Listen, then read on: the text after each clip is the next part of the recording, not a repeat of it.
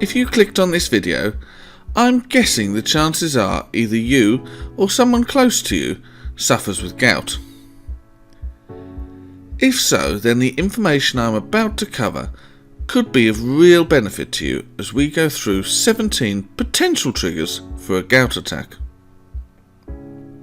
And while I'm sure if you are a regular sufferer with gout attacks, then some of these tips will be second nature to you, if you find just one or two that you hadn't previously considered that might help postpone the next flare-up of gout symptoms, then the next few minutes will be time very well spent.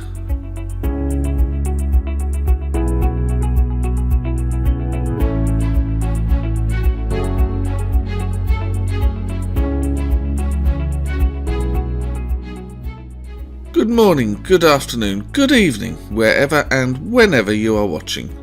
My name's Michael, that's me in the top left corner. I'm a pain specialist and your host for this video, brought to you today by Help Relieve Pain, the internet's pain management community. But before we go any further, if you suffer with any form of pain, please just click the subscribe button below if you haven't already, and hit the little bell if you can see it to join our YouTube community and be kept aware of new videos as we pioneer and evaluate the latest advancements in pain relief. Then, as always, just hit the like button if you find this content interesting. So quickly, before we list the 17 main triggers of gout, it's worth just touching on what actually are we looking for as a trigger of gout in the first place. This is quite simple if you understand that gout itself is caused by an imbalance of uric acid in your body. Too much acid and your kidneys can't get rid of it fast enough, and this leads to a build-up. This build-up of uric acid then gets converted into urate crystals that ultimately congregate around joints, causing that excruciating pain you feel during an attack. It is therefore the balance of this uric acid in your body that decides how many crystals are produced, how quickly they build up, and when you will, in theory, suffer your next attack. From this, we can deduce the two main elements that contribute to triggering a gout attack. That is, anything that either speeds up uric acid production, or anything that slows down your kidney's ability to get rid of the acid produced. One final point, if you already suffer with gout, simply reducing uric acid production, or indeed helping your kidneys to process the acid, is still highly unlikely to stop any future gout altogether, but it will almost certainly significantly increase the time between attacks and reduce the severity of your next attack. Broadly speaking then, there are 17 key factors that have been clearly linked to triggering gout attacks. These can be separated into two brackets: lifestyle factors and medical factors. I'll start with lifestyle factors, and in at number 1 is drinking too much alcohol. It's not a fun fact, but unfortunately it is still a fact that drinking even small amounts of alcohol will restrict your kidney's ability to filter and excrete uric acid. This will lead to a build-up of uric acid and the inevitable agony that is on its way. Sitting at number 2 is dehydration, because not having enough water in your body as a whole appears to increase the concentration of urate crystals in the joint fluid. This then contributes to speeding up the onset of your next painful attack. At 3 we have crash diets. Now, crash diets are well known to throw your body into a state of shock. This causes both stress on your body and an emergency response. Now, the reasons for uric acid levels to increase in response to a crash diet are largely unknown, but it is reasonable to assume that some diets, like the once famed Atkins diet that were extremely high in purine-rich foods, certainly did not help. Equally, just as your body's natural reaction to a crash diet is to shut down and actually store fat, it is also not unreasonable to assume that it could be storing extra uric acid as well. And this fits with patterns that have been observed in people undergoing such extreme diets before. Number 4 is eating large amounts of purine-rich foods such as shellfish and some red meats. Now, I appreciate this will be nothing new to anyone currently suffering with gout, but for the newbies, purines found in various rich foods lead directly to uric acid production. The more purine-rich foods you consume, the higher the amount of uric acid your body will be producing. And number 5 is another big one to avoid: too many sugary drinks. Much like purine-rich foods, fructose corn syrup is up there as one of the very top uric acid stimulators in your body. Try to avoid the full-fat versions at all costs. On the plus side, however, studies in diet fizzy drinks, mainly because they don't contain fructose corn syrup, have actually shown no impact on uric acid levels at all, making them a much more gout-friendly option. Stress then takes a rightful position at number 6. When you are stressed, your body reduces its reserves of vitamin B5, also known as pantothenic acid. B5 has long been linked to helping the kidneys to remove uric acid from your body. It is also universally accepted that when your body is under prolonged stress, it won't function at 100%. And again, this can lead to a further build-up of uric acid.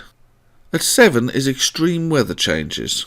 Gout is particularly affected by hot conditions, although no one actually knows quite why.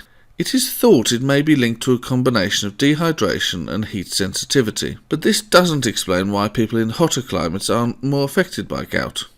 Obesity is risk factor number 8, and this is primarily because if you are obese, then you almost certainly consume too much fructose or sugar, whether it be through sugary drinks or other fatty processed foods. And then finally, under our lifestyle triggers, is wearing poorly fitted shoes. Badly fitted shoes create bruising or trauma on your feet. Hopefully not quite as extreme as in the photo, but nonetheless, any cause of inflammation still creates a source for urate crystals to concentrate around, and this is how they will cause a gout attack. And now we move on to the medical factors, with trigger number 10, which is joint injuries. Much like in point number 9, which was self-inflicted bruising, any injury will cause inflammation, which in turn will attract urate crystals. Once they have gathered, some will make it past the white blood cells into the synovial fluid, and bang, the agony of gout is upon you again. Number 11 concerns having surgery.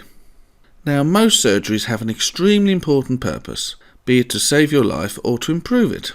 They must have in order to justify the pain, cost and inherent risk associated with any surgery.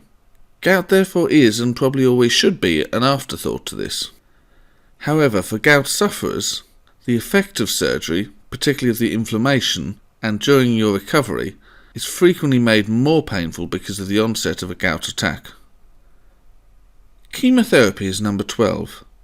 Again, if you have cancer, avoiding chemotherapy because of gout should never even be given a second thought. Unfortunately, however, the destruction of cells caused by chemotherapy can increase production of uric acid in the body, thus bringing on a gout attack when you are at your lowest. Now, if you are in this position, I'm afraid there is little you can do to avoid it, but just be ready. As the chemotherapy takes its toll and you go through the cycles of painful collapse followed by recovery, depending on the type of chemo, it's also quite possible a gout attack will make your recovery even worse for a while. And much like with surgery, knowledge of its ability to trigger an attack won't help you to avoid it, but it will help you to anticipate it and be ready. At 13 is sudden illness. This can both increase inflammation and reduce blood flow. Reducing blood flow then increases the chances of urate crystals stagnating and being able to bond to your joints, while the inflammation, as we've discussed, will act like a magnet to the crystals. Potential trigger 14 is taking diuretic medications.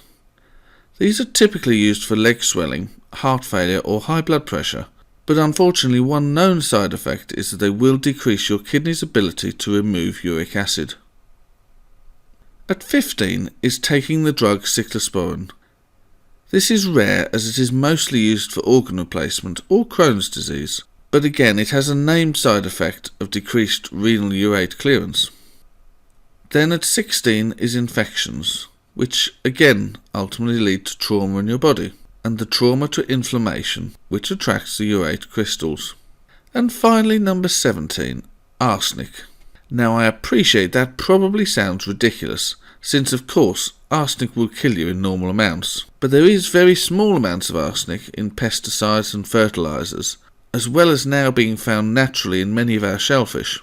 Arsenic, even in tiny amounts, has been shown to risk damaging the kidneys and therefore slow down the excretion of uric acid.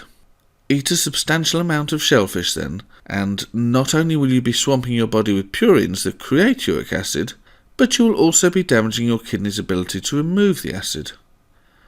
A real gout 1-2 to the body. Right, well hopefully that has given you an idea of the sort of things that can typically hasten or indeed trigger a painful attack of gout, so you know what to avoid or prepare for in future. And if you'd like to be a part of our private online pain support group, have a chance to win some great pain relief prizes and even get paid for taking part in pain relief review panels, just head on over to our website www.helpreliefpain.com, click to join under the About Us section and fill in a few non-personal details to become a part of our community. You can unsubscribe at any time and we are not trying to sell you anything, so if you haven't already, please pop across and sign up. But for now, for myself, Michael, one of the pain specialists and a founder member at Help Relieve Pain, I wish you a good day and a pain-free life.